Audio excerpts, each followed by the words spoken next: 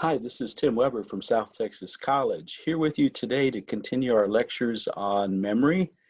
And so we have discussed the various steps of memory in terms of encoding, storage, and retrieval. Uh, we are currently considering the step of storage.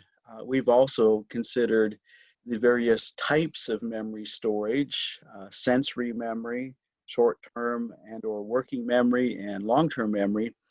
Now we go to the question as to how does our brain actually store that information that it is keeping for us.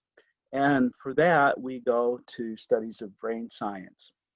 Now, years ago, it was believed that the brain stored memories in pinpoint clusters of neurons that then held that memory. The reason that they thought that is researchers like Penfield would do experiments when people were undergoing brain surgery. He got permission to stimulate various areas of their cerebral cortex. And sometimes as he stimulated various areas, the person would recall various things that they believe they remembered from the past. And so it was concluded these pinpoint areas being stimulated contain the memory. After a time, though, evidence began to mount that it really didn't work that way. One of the reasons, Carl Lashley in 1950 did experiments where he trained rats to run a maze. And once they knew how to run the maze well, then he began removing pinpoint areas of neurons from the rats' brains, trying to figure out just where that memory was stored. And what he found out is no matter where he removed that brain tissue, the rat still retained a partial memory of how the maze was set up and could continue to run through the maze. What he also discovered is it didn't matter where he removed the brain tissue from the rat's cerebral cortex, but rather it mattered how much brain tissue had been removed.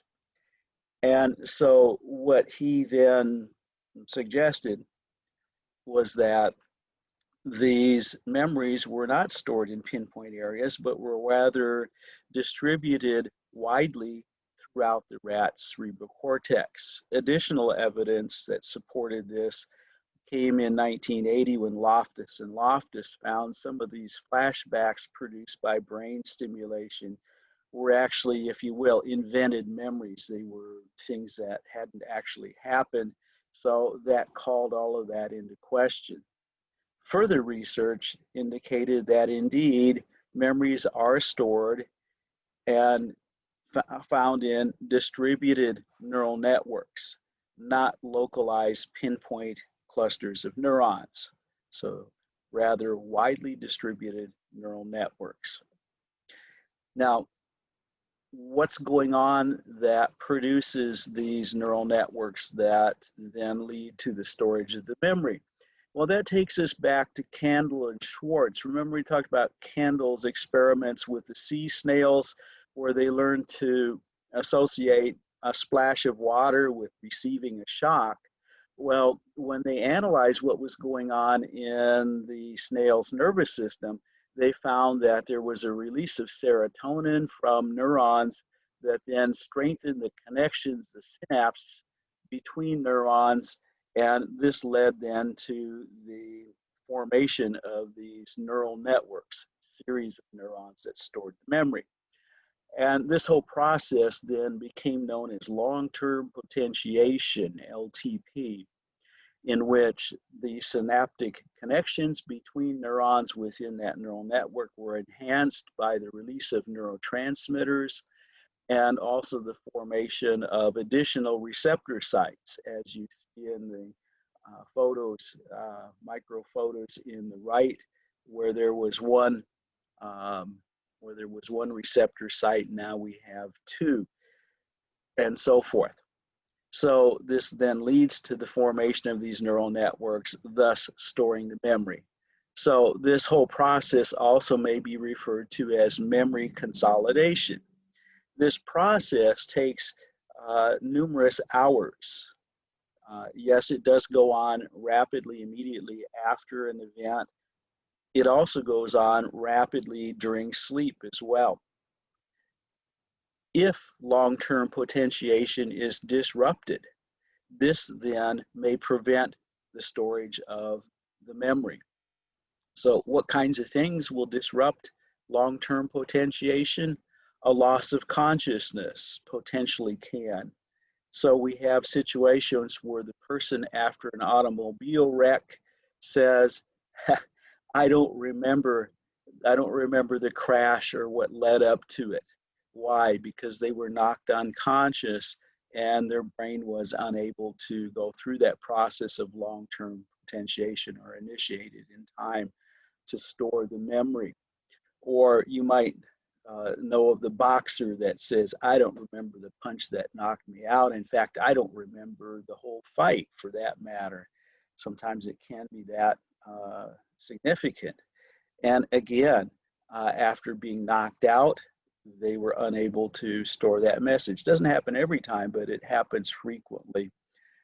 There's also the possibility that chemical substances can prevent long-term potentiation, particularly depressant drugs like sleeping pills or alcohol. And so that helps account for why the person, after taking a very large dose of alcohol, wakes up the next morning and they say, where am I and who's that over there? Yeah, and in fact, the alcohol may have prevented them from remembering the events of the night before. Okay, so long-term potentiation. Now, we next try to answer a question that you may have had. The question being, why is it that I can't remember the name of that person that just introduced themselves a few moments ago, but yet I can remember some things from years ago. It seemed just like they had just happened. They seem so vivid in my memory. Why can't I remember that person just introduced themselves? This would be due to the influence of what we call flashbulb memories. You know, in the old days, in photography, they used to use these bulbs for a flash in order to light the picture. So we get a snapshot, if you will. And so maybe you have some memories like that, very vivid, detailed memories of certain events. Usually this is going to be events that were highly emotional. They would be things like maybe very frightening sort of memories. Maybe you experienced a victim of a crime. Maybe you had some other traumatic event like receiving news of the death of a close family member or something like that that you remember very vividly when you think about it. Or it might be also highly emotional in the sense of maybe an extremely exciting event, like maybe playing in the state championships and winning the state championship. Or maybe it's that memory of the exciting event of your fiance proposing to you. Yeah.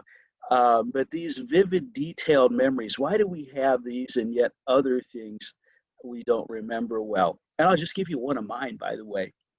Um, I have a very detailed memory of hearing that President Kennedy had been assassinated. Okay, you guys, that's ancient history to you guys. Well, I was 6 years old when President Kennedy was assassinated, and I know exactly where I was when I heard that. I was riding in the car with my parents, and it came over the radio, and we were all shocked. And as a 6-year-old, I can remember going home and sitting in my room and thinking to myself, my gosh, what are we going to do? We don't have a president. Yeah, that's how a 6-year-old thinks. But I can remember and actually picture the room. I can picture the car and the car radio to this day. That's like 50 years ago, 55, 57 years ago. Okay, so Anyways, why do we get those kind of memories? Well, because these emotional events activate emotional circuits in our brain involving structures like the amygdala. Remember AMYGDALA, amygdala? And this also leads to various hormones, neurotransmitters, and glucose being released that then prime the brain to store a lot of information about these scary or exciting events. And so as we store more information about it, that also becomes more durable as we also retrieve that memory repeatedly over time. The more times we retrieve it, the stronger those neural connections that store that memory are. So helps explain flashbulb memories. Next, we have a look at two other ways that we can divide up memories. And these are actually based on how our brain processes information and the type of information. Explicit memory is our memory of facts and events that we have personally experienced. Explicit memory then requires us to make some conscious effort to recall that information. They call it explicit memory because, well, it's something that you can explain in words. They also refer to this as declarative memory because, well, you can talk about it, you can declare about it. These type of memories require the hippocampus to get involved in the whole process, and we'll see what happens if the hippocampus is damaged. So the type of information that makes up explicit memory: facts, general knowledge that you have, as well as personally experienced events. The other system is the implicit memory system.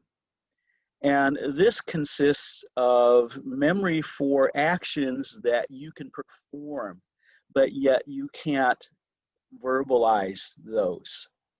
Okay, so for example, this would include exactly all of the muscle movements that are involved in serving a volleyball. So if I asked you to describe each muscular contraction that you're going to do to serve the volleyball, you'd say, oh gosh, I don't know. Let me see. Maybe I start to step back first, and then I don't know, maybe I start shifting my weight. Yeah. And finally, you're probably going to say, well, here, let me just do it, and then I'll tell you what I did. That's implicit memory, where you know how to perform that series of actions, and the memory of that whole thing, though, is stored in such a way that you can enact it, but you can't consciously recall all of the steps. You can't consciously describe it unless you've just done it. So this would include then motor skills, like our example, as well as cognitive skills. For example, maybe if you solved a math problem over and over again so many times that it becomes automatic, the steps that you do, and you don't even have to think about it. But yet if somebody said, how do you solve that? You'd have to sit down and go, I don't know, let me do it. Okay, here's what I do, okay? This would also include implicit memory, the effects of classical and operant conditioning. Oh, remember those? Yeah, okay. Notice that in this case, the cerebellum is involved primarily with the storage process. So the hippocampus then, important for processing explicit memories. We can look at what happens if the hippocampus is damaged, such as the case of HM.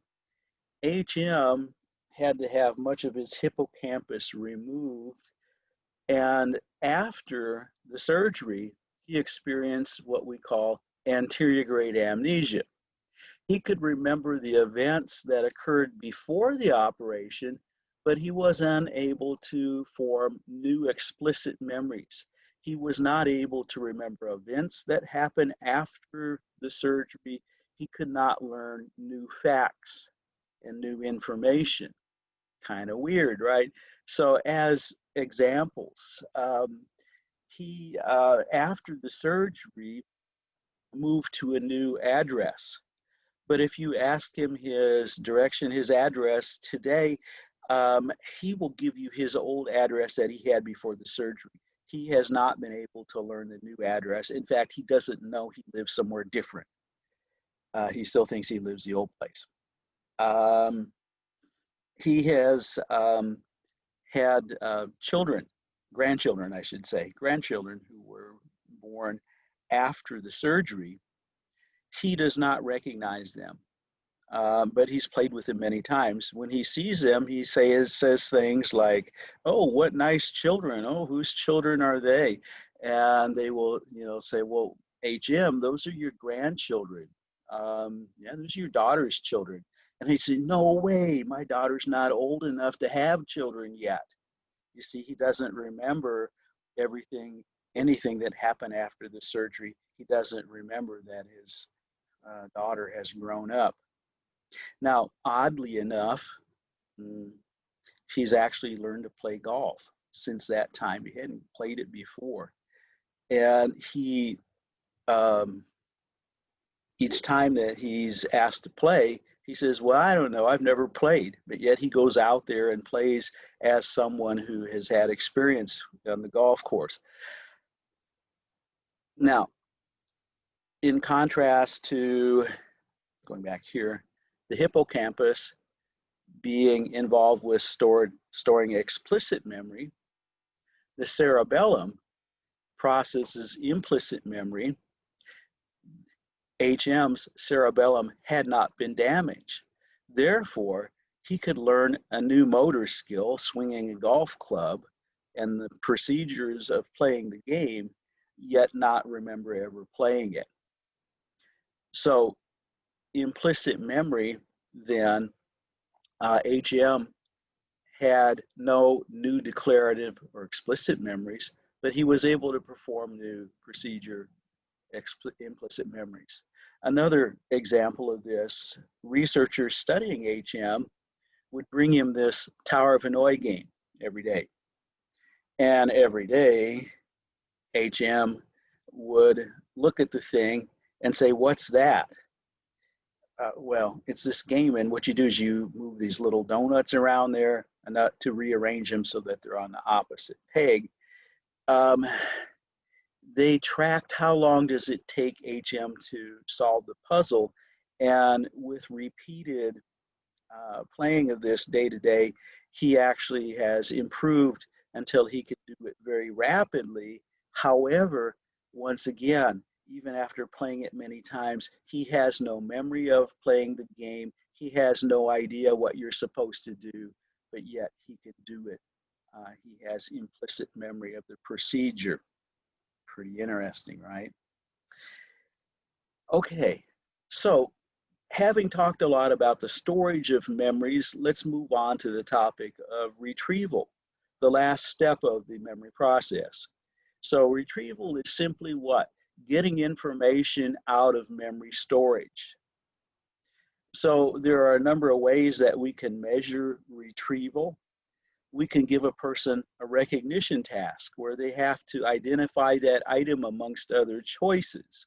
So an example of a recognition task would be a multiple choice test, where you just have to pick out the correct answer from several possible answers, but the answer is right there in front of you. That's a recognition task.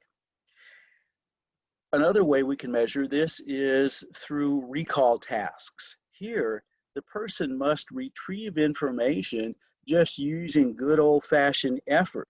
The information is not in front of them. So a fill-in-the-blank test would be a good example of a recall test. So here you have to come up with the information, pull it up from your stored memories on your own without any hints, if you will. Now, which is easier? Which is an easier task, recognition or recall? Well, let's do it this way. If I ask students which kind of test would they prefer multiple choice or would they prefer fill in the blanks? What are most students going to say? Hey, give me that multiple choice test. Why do they want that? Well, it's easier, right? Recognition is easier than recall. Now, here's another example that illustrates this. You run into a person that you haven't seen for a long time, maybe in the parking lot at HEB, and you say, you know, I can recognize your face, but I can't what? I can't recall your name, right? So the face is right in front of you and you can recognize it amongst other faces there, but the name is not in front of you. It's much harder to retrieve from your memory stores, even if you do know it. So another thing that illustrates this dichotomy between recognition and recall, experiment done by Henry Barrick that was completed in 1975. So what he did is he gathered together a group of high school seniors as subjects for his experiment, and he had them go through their yearbooks and point to all of the people that they knew by name. He then kept track of these individuals for 25 years, came back 25 years later, pulled out the yearbook, and asked them to again point to all the people they knew. Interestingly, they were able to recognize 90% of the high school classmates that they had pointed to 25 years before. That's a pretty good score, isn't it? However, when asked to recall the names of those classmates they were pointing to, they'd played a little trick and they darkened out the names so they couldn't see them. They were able to recall far fewer names, only a small fraction. So this again illustrated, yes, recognition, easier, recall, more difficult. So just how do we then retrieve information that's stored? Well, sometimes we don't. Right? Sometimes we know that we know something, but at the moment we can't retrieve it. It's kind of like there's a book in the library and the librarian says, yeah, the book's here, but I don't know, it's not on the shelf where it should be. We don't exactly know where it is. It's got to be in here somewhere. Yeah, this happens in our memory system. What they have learned is memories are stored in webs of associations. And so these various associated bits of information become sort of like ropes that help us retrieve and pull up the memories. Okay, so here's an example of a web of associations that a person might have connected with fire truck. So if we activate any of these retrieval cues, these other items, then this gives us a chance. It may lead us to this phrase fire truck. Now, the more of these we activate, the more retrieval cues are present, the more readily we're going to be able to retrieve that term fire truck. Now, there's another thing also that this is important to know. So what also enables us to retrieve things more readily is if we have more retrieval cues connected to it. So the more information we have about a subject, the more we can retrieve the core information of that subject. We know a lot of detail about it. This also is the reason that after a breakup, a difficult breakup, a person may say, oh my gosh, everything I run into reminds me of that person. They had so many, they had such a intricate web of associations, so many retrieval cues connected to that person that now so many things they run into triggers the memory of that person. Oh, yeah.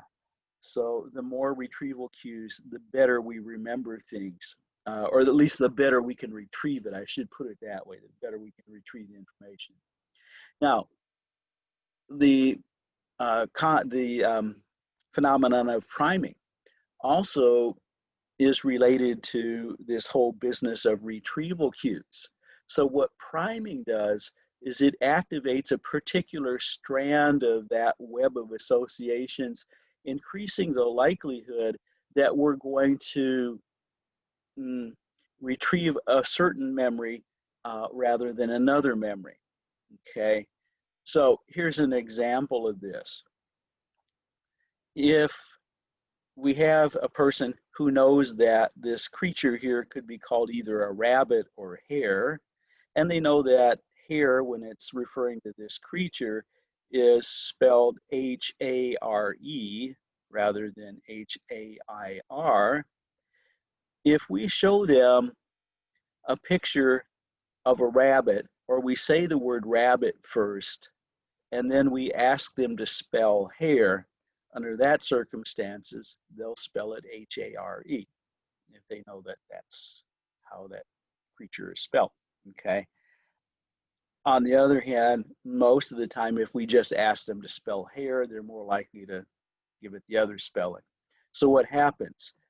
Showing them a picture of a rabbit or saying the word rabbit activates a string of retrieval cues that lead to that spelling when they're asked to retrieve the word spelling of the word hare.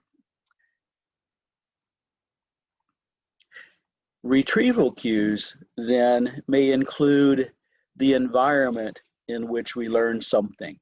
So this is related to the effect of context on recall or retrieval.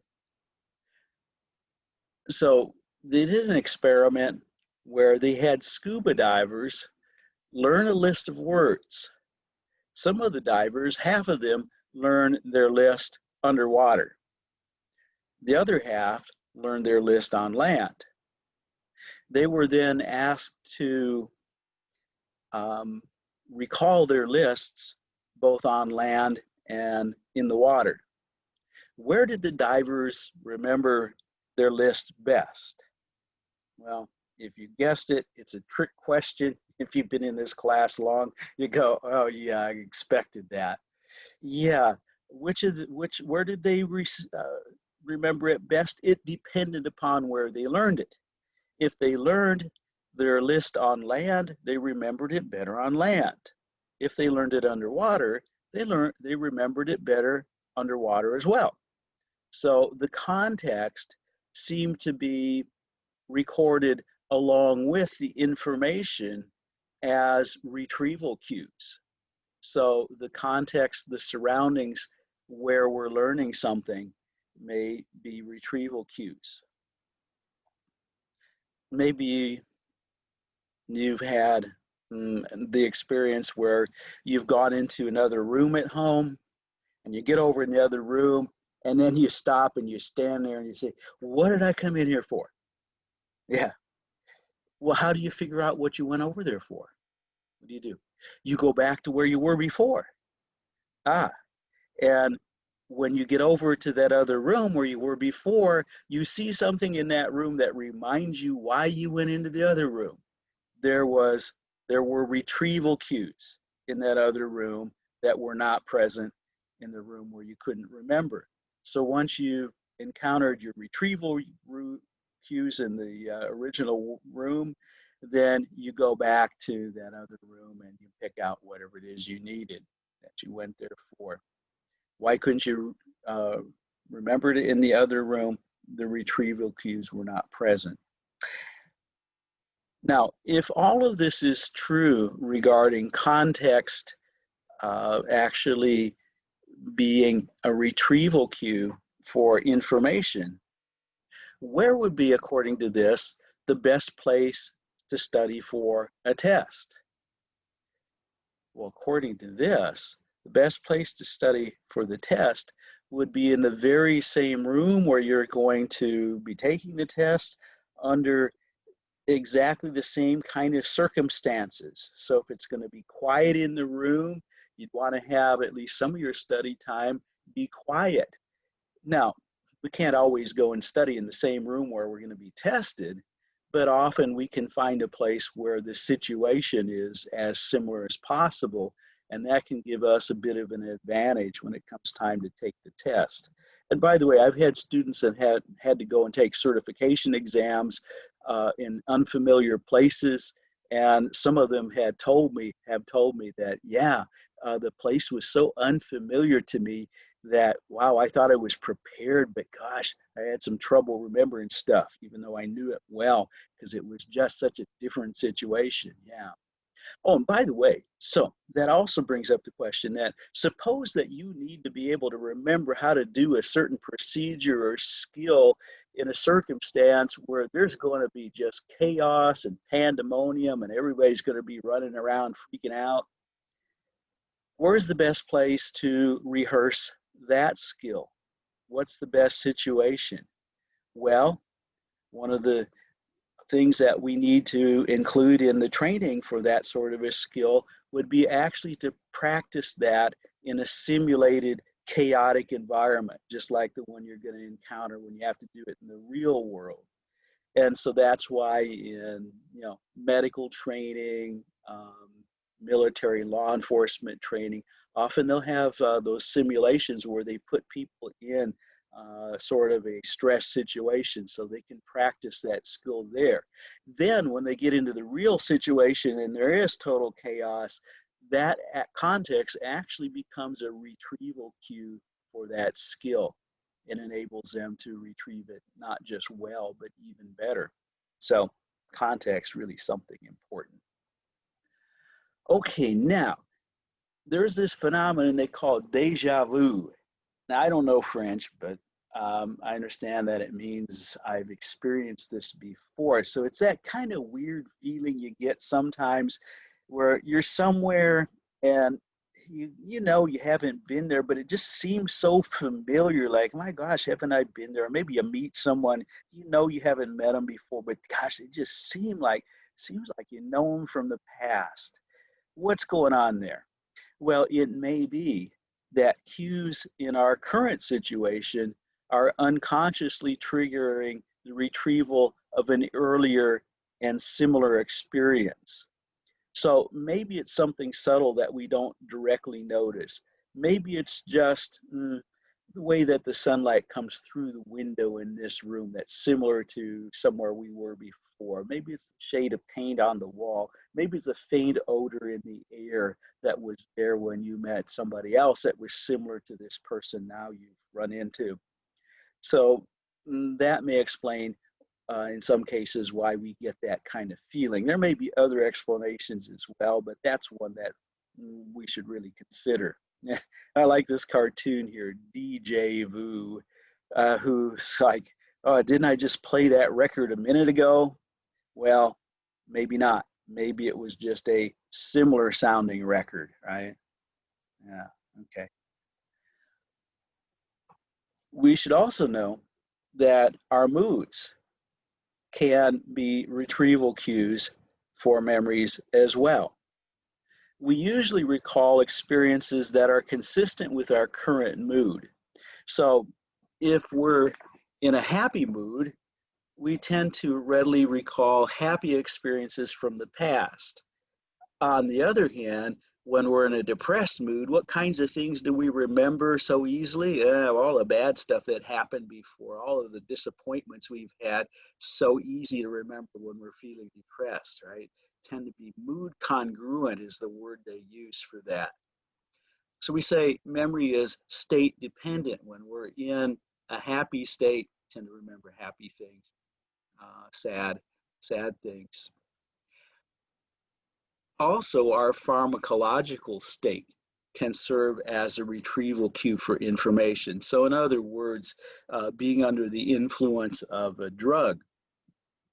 And a classic example of that is the alcoholic that hides bottles of liquor in their house when they're intoxicated. And then when they're sober, they don't remember.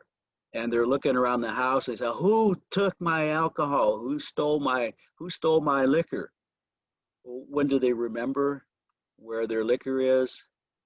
Not until they don't remember where they stored it until they're intoxicated again. And this is something that I actually observed this as well back in the day when I used to go to bars to observe other people, of course. Yeah. I would see people and there'd be a couple guys sitting there and one guy would say, hey man, you owe me $20. another guy say, what? 20 bucks? Yeah, don't you remember years ago? You know, they'll come up with something from years ago. Yeah, remember we were drinking and I paid your tab for you, you know, from years before. And the funny thing is, I'm sure these guys don't think of that until they're what? In that situation drinking again.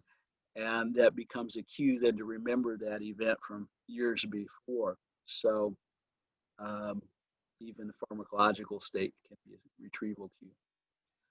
Okay, so that brings us to the topic of forgetting. We're going to begin a new video to cover that topic. There will be some memory tips in that next video as well. So we're going to close this one out here. Have a great day. Hope everything's great for you, and hope you also have found something useful as you listen to this recording.